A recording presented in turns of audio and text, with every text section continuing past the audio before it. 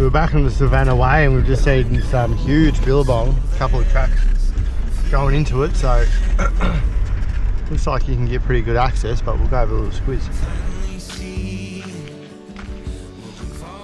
There's been quite a few of these on our drive already on the Savannah Way since Burralula. There's even all the way back in Limham.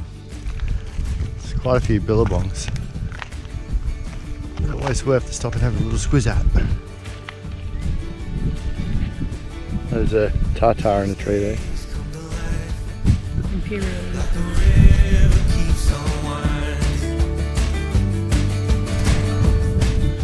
Pretty cool. We've got a potential campsite a few k's up the road that we'll go have a look at. It's actually another part of the Robertson River, so we'll go have a squiz there and might decide to pull up stumps or might keep going. We'll see how we go.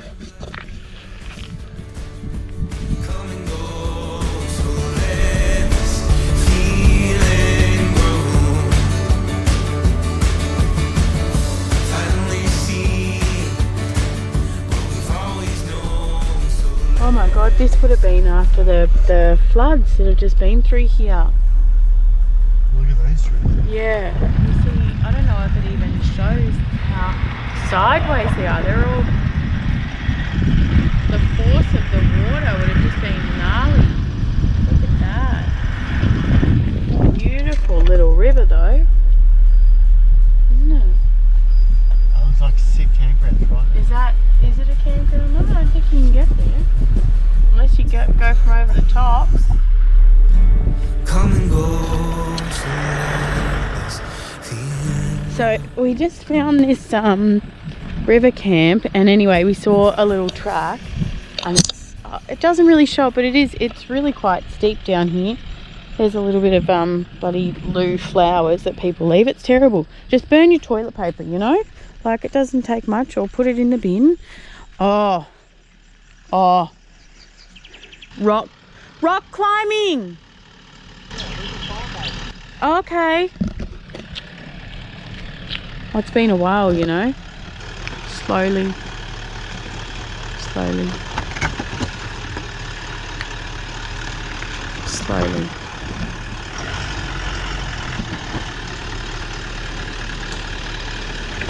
Whoa. There's a big one in the middle here, so just be careful.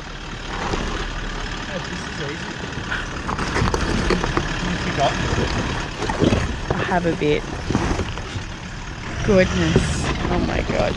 It really doesn't do justice, but that you could scrape your diff. I'm pretty sure someone has scraped their diff on there, but he just, can you see? Like, it's really quite sharp. Anyway, I think we've just found, oh god, good job driving that one, and good job spotting. Do you remember doing what's it crossing into on the French Cannibal. Huh? Cannibal Creek. No, the one at Frenchman's. Oh, Pasco.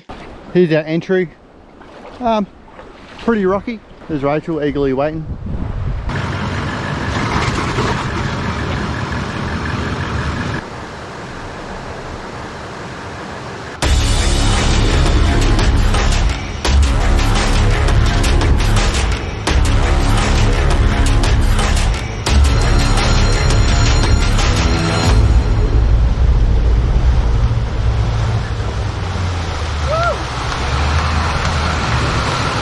Diff breaker. Diff smasher. What do you think, honey? Very secure. Good place for a bush and scrub. Oh, with the snapping handbags. So there's another campsite on the other side, but It's up on the cliffs. oh, is it? Yeah. I can get the cherubim pots in. And no, we're not going swimming in this river. It's oh, happy. Look at these beautiful trees, and it's like the temperature down here is just glorious. So good find, Ash. I mean, he's just taken a whiz. Right, we'll set up and we'll, I don't even think we need the awning. No, that's why I like it. Are you worried about those clouds? No. Why? Okay. Happy? I'm worried about catching some barramundi. Yeah, I'm happy.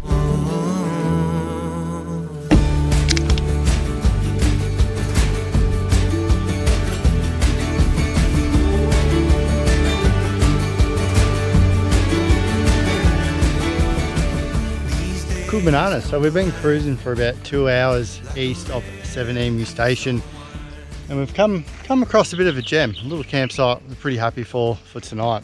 Very relaxing.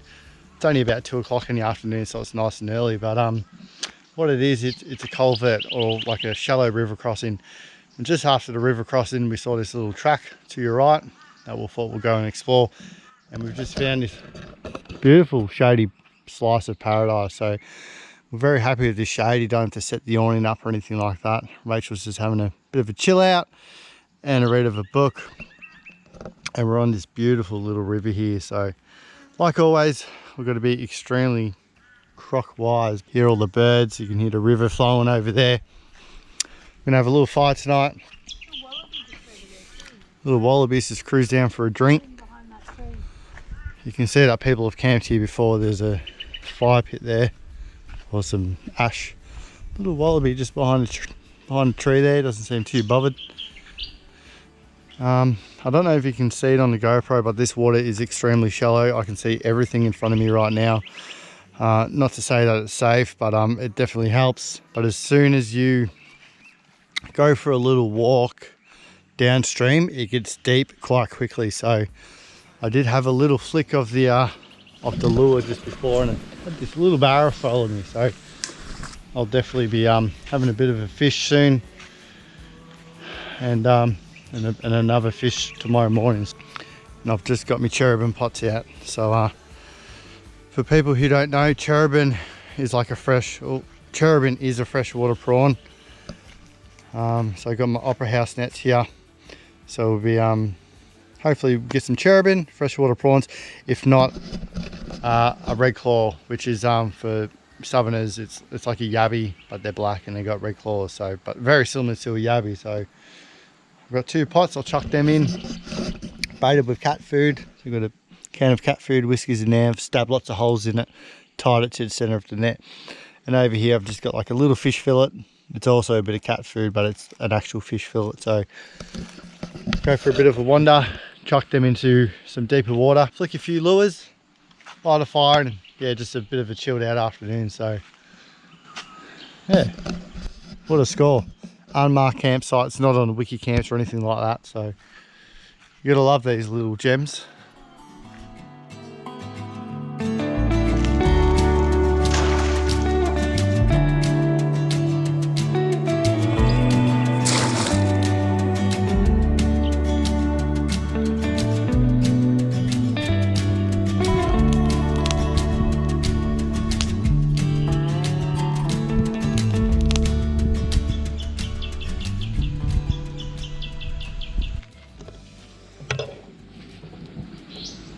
Rightio gang, it's come to that time, about 5:30 in the afternoon, tired, hungry, and we really can't be bothered cooking too much of a dinner. So I like how you say we.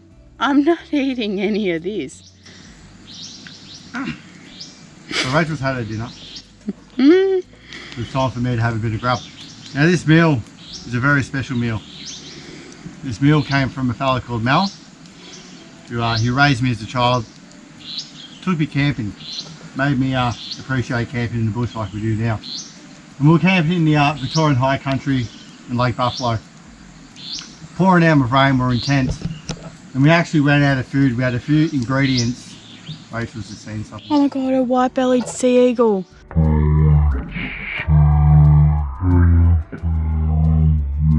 It's the second biggest bird of prey in Australia, and it just nearly came in to get a fish right behind you. Okay, sorry, distracted. Well, camping in Victorian high country as children, pouring down with rain. I can't remember, but we're on like night 3 or 4 or whatever, and we ran out of food practically. All we had in our pantry, 3 eggs, a can of baked beans, and some noodles. So that's all you need for this fine dish. We laughing? Nothing. Rightio, so what we've done is chucked a bit of water in the billy. Not too little, not too much. You know what we're going to do? Chuck it on the fire.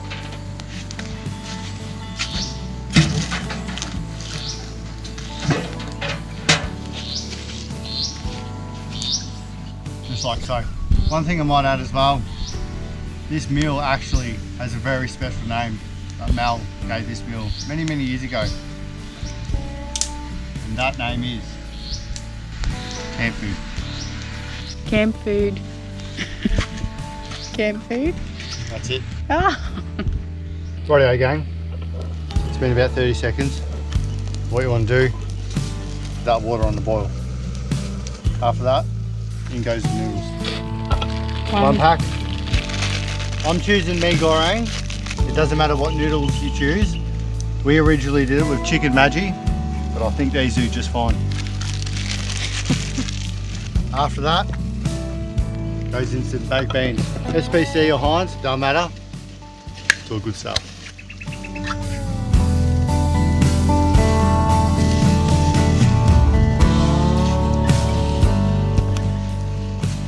Get your favourite stick and give that a tossle. We love it. Oh, this is like on Cheap Eats or something. Ash's average cooking show. Give me an average. Survival. And look, our neighbour, he's coming in, obviously can smell the camp food Taka cooking. Parsley? Yeah, the parsley's there. Hey. Hey fella. Rightio, so it's been a hot minute. Let's have a look. Absolutely perfecto. So what you want to do now, 3 eggs. How many eggs you choose, it doesn't really matter. 1, 2, 3.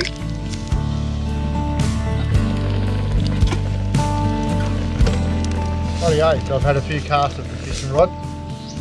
Let this camp food do its thing, and it's looking mighty fine, as you can see.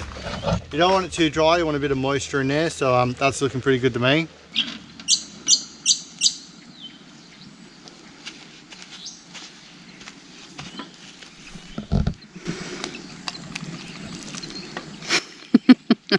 Look at that. Get your stick. That's for a one-man serve, yeah? Yep. Give that a bit of a tossle. So this meal's just not aesthetic. How do you say that word? Aesthetically? So this meal, is not just aesthetically. Can't say that word. Say it again. So aesthetically? So this meal is not just aesthetically pleasing, but it's also extremely tasty and built on the principle of survival in the Victorian high country. So this is pretty much what you're left with. Just on the Gulf of Carpentaria right now. Yeah. This is pretty much what you're left with. But the last, and some might say most important ingredient, a bit of parsley. And that is just for presentation purposes.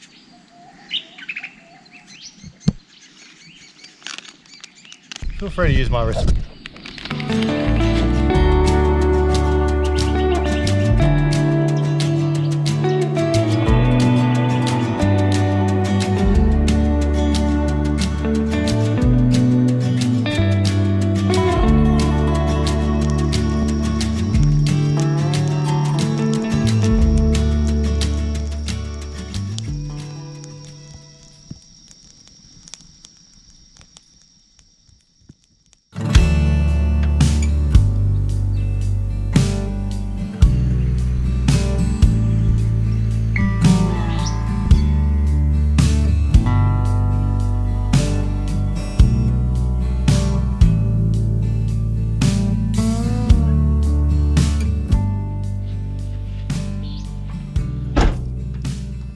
About 7 AM. It's on the morning brew. We've had, what, 3 cars gone past since? Oh, it's like 3 cars in like, yeah. 3 in the Arvo, since 3 in the Arvo. Yeah. We'll go check these cherubim pots. That's a squazwazzle glaze. It is a squazwazzle. Is it? No, I don't know what it is. It's like a little finch. Do you want to pull this pot or do you want me to do it? You do it.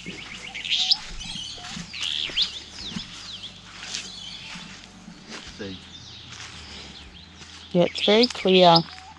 The water, isn't it?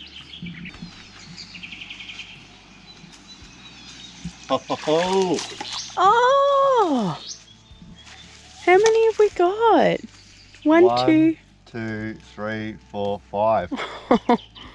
Oh my goodness. They're all quite, well, no, I think two or 3 are quite big. Is that one pregnant? Oh, I don't know. Its tail's just a bit funny, but... We'll check for eggs. Yeah, we would never. Oh my goodness. I was just looking at the fish. Good job, babe. Yeah, that's awesome. Just checking the second pot now. This meat's been devoured. Yeah. Oh, Empty. empty. So we'll quickly sort these ones out. Make sure none of them have babies. And then we'll chuck them into plastic bags and chuck them in the bottom of the freezer and put them to sleep slowly. And the way we'll probably cook these tonight, or we might shell them or we might butterfly them. Either cook them on the Weber barbecue on the grill as like you know, garlic butter, bit of salt and pepper. If not, we might chuck them into like a bit of a pasta or something and have like a bit of a seafood marinara. Whatever. First thing we do is check for babies. No babies. Have a look at the size of that one. Wow. It's definitely like a freshwater cray, isn't it? More than like a yabby, because it's huge. It's big. Look at the size of my hand. Yeah. Wow.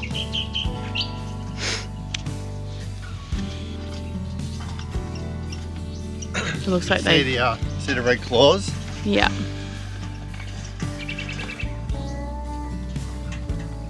Lovely colours. Very similar to a yabby in Victoria Yeah. or a marron in southwestern WA. Yeah. Cherubim. Cherubim, red claw. Cherubim are the prawns, but these are more there. The cray, aren't they? They do look more crayfish like. That one is an absolute donkey.